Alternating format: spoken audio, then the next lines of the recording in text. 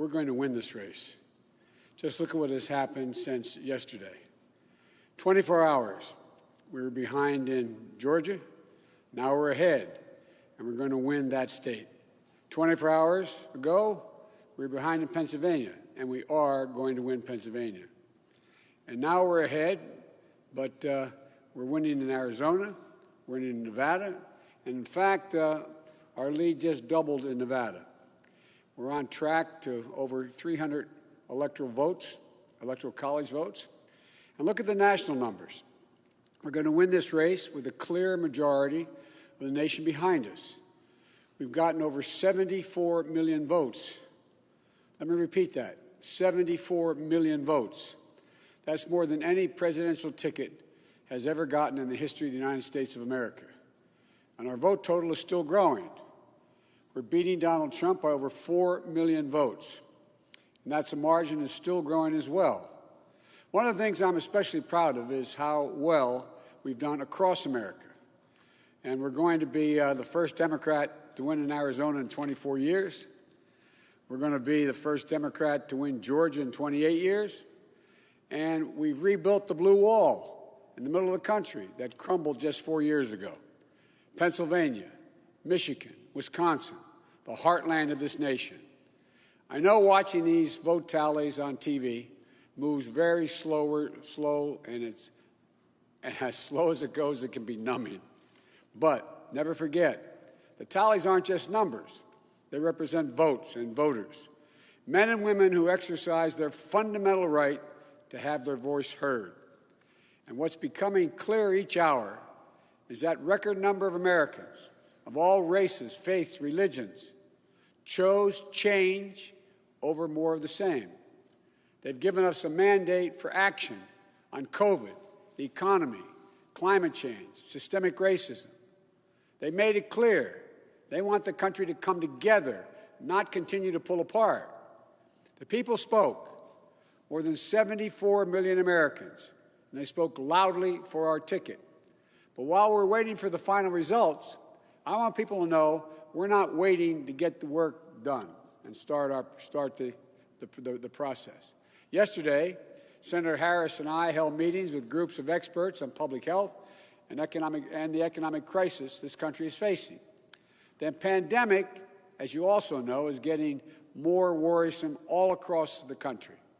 Daily cases are skyrocketing, and it's now believed that we could see as many as 200,000 cases in a single day. The death toll is approaching 240,000 lives lost to this virus. That's 240,000 empty chairs, kitchen tables, and dining room tables all across America. We'll never be able to measure all that pain and the loss, the suffering that so many families have experienced. We know something about what it feels like to lose someone. And I want them to know they're not alone. Our hearts break with you. I want everyone to know on day one, we're going to put our plan to control this virus into action. We can't save any of the lives lost, any of those have been lost, but we can save a lot of lives in the months ahead. Senator Harris and I also heard yesterday about how this recovery is slowing because of the failure to get the pandemic under control. More than 20 million people are on unemployment. Millions are worried about making rent and putting food on the table. Our economic plan will put a focus on a path to a strong recovery. Look, we both know tensions are high. They can be high after a tough election, one like we've had. But we need to remember, we have to remain calm, patient. Let the process work out as we count all the votes. You know, we're proving again what we've proved for 244 years in this country. Democracy works.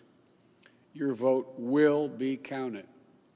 I don't care how hard people try to stop it. I will not let it happen. The people will be heard. Our journey is toward a more perfect union, and it keeps moving on. In America, we hold strong views. We have strong disagreements, and that's okay. Strong disagreements are inevitable in a democracy. and strong disagreements are healthy.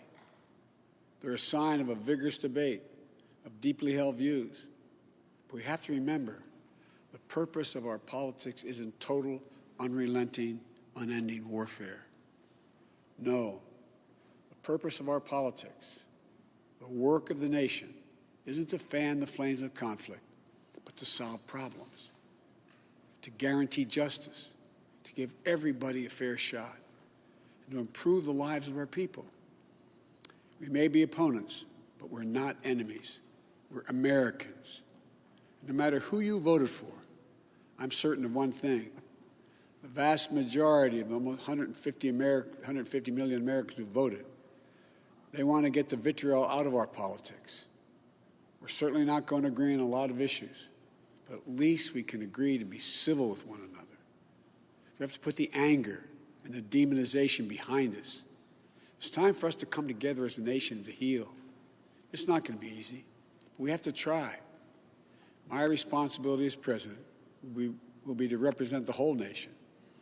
And I want you to know that I'll work as hard for those who voted against me as those who voted for me. That's the job. That's the job. It's called the duty of care for all Americans. We have serious problems to deal with, from COVID to the economy to racial justice to climate change. We don't have any more time to waste on partisan warfare. You know, and more than that, we have such an incredible opportunity to build the future we want for our kids and our grandkids. I've said many, many times, I've never been more optimistic about the future of this nation.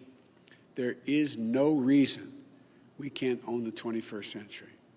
We just need to remember who we are. This is the United States of America. And there's never been anything we've been unable to do, unable to accomplish when we've done it together.